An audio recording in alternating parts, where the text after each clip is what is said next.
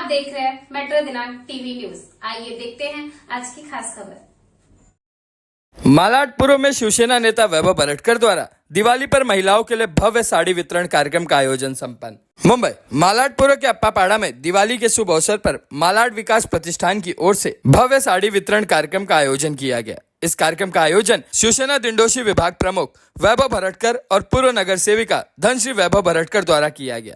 हर वर्ष की तरह इस वर्ष भी वैभव बरटकर ने दिंडोशी विधानसभा की लगभग 15,000 महिलाओं को दिवाली के उपलक्ष्य में साड़ी उपहार स्वरूप प्रदान की।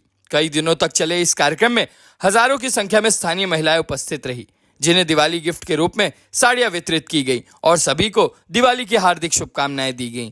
पत्रकारों द्वारा पूछे गए सवालों के जवाब में वैभव बरटकर ने बताया कि उनकी कई वर्षों से लगातार जद्दोजहद के बाद जल्द ही अप्पापाड़ा की डीपी रोड शुरू हो जाएगी, जिससे स्थानीय नागरिकों को ट्रैफिक समस्या से राहत मिलेगी।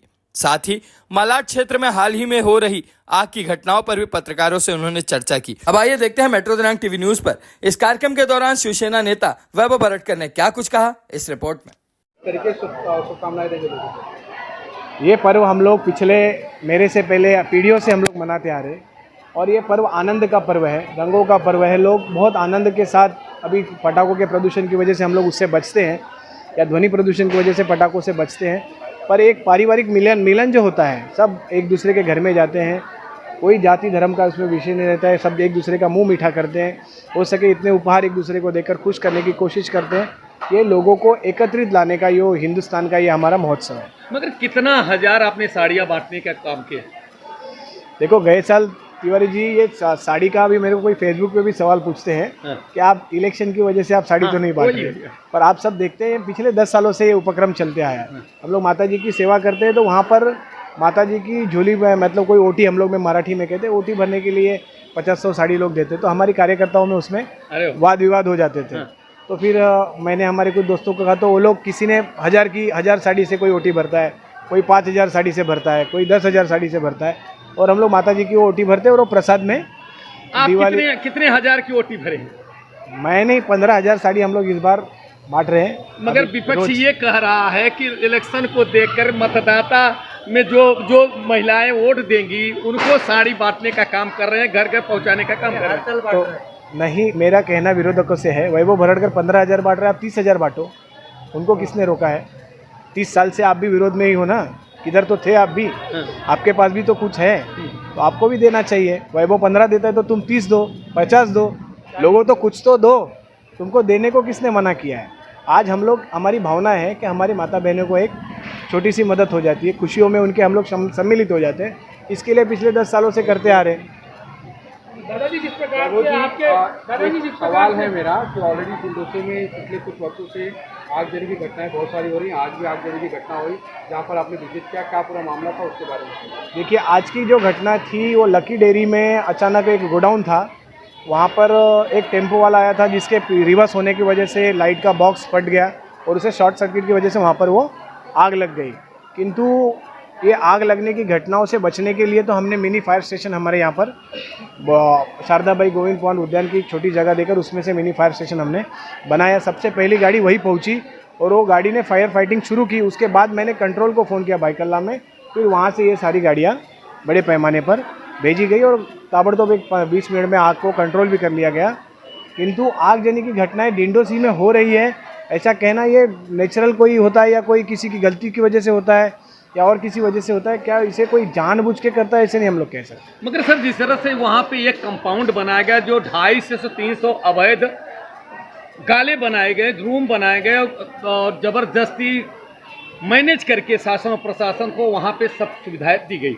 अब पहले तो ओपन पे गाले बनाए गए, रूम बनाए गए, उनको पूरा सिस्टम, अब उसको पक्का करने के लिए, वहाँ बिल्डिंग बनाने के लिए या सारी स्कीम लाने के लिए ये प्लान किया गया, ऐसा आरोप वहाँ के स्थानीय लोगों का। इस पर आपका क्या कहना है?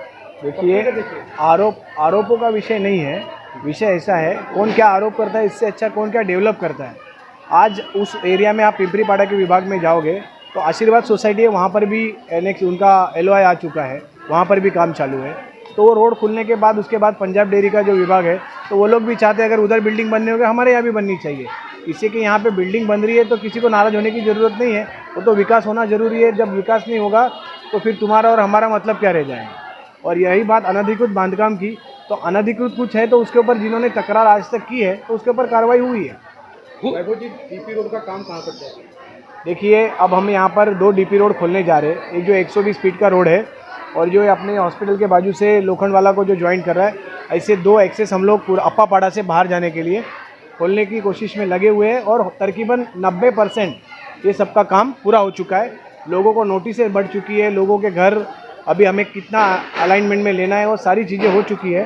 केवल एसआरए से अभी पीएपी हैंडओवर लेते हुए ताबड़तोड़ लोगों को घर की चाबियां देकर ये रोड खोलने मगर का काम आपने तो शुरू एक ही होगा। डीपी रोड का बताया, दूसरा डीपी रोड कौन है?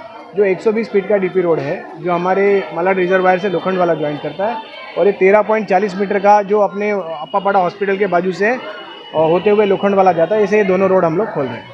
वैभव जी, लोगों के दिलो दिमाग में एक असमंजस की स्थिति बनी हुई है। जो पात्र अपात्र लोग हैं उन्हें घर कहाँ दिया जाएगा, इस तरह से वातावरण? देखिए, हर चीज़ के लिए शासन का और कानूनन उनको जो क्राइटेरिया दिया गया है, 2000 की पात्रता दी गई है, 2012 की सशुल्क पात्रता दी गई है, उसमें बैठने वाले सभी, और हमें अप्पापाड़ा ऐसा 92-93 से बसा हुआ है, अनधिकृत होने का कोई इसमें चांसेस कम है। फिर भी अगर बीच में किसी ने कुछ कर दिया होगा, उसकी पात्रता निश्चित करना शासन प्रशासन का काम है। विस्थापित करने को लेकर के कहाँ पर विस्थापित किया जाएगा? मेरा आग्रह प्रशासन से है, मैंने मुख्यमंत्री साहब से भी, उप मुख्यमंत्री साहब से भी निवेदन किया है कि इनका पुनर्वसन यहीं पर होना चाहिए।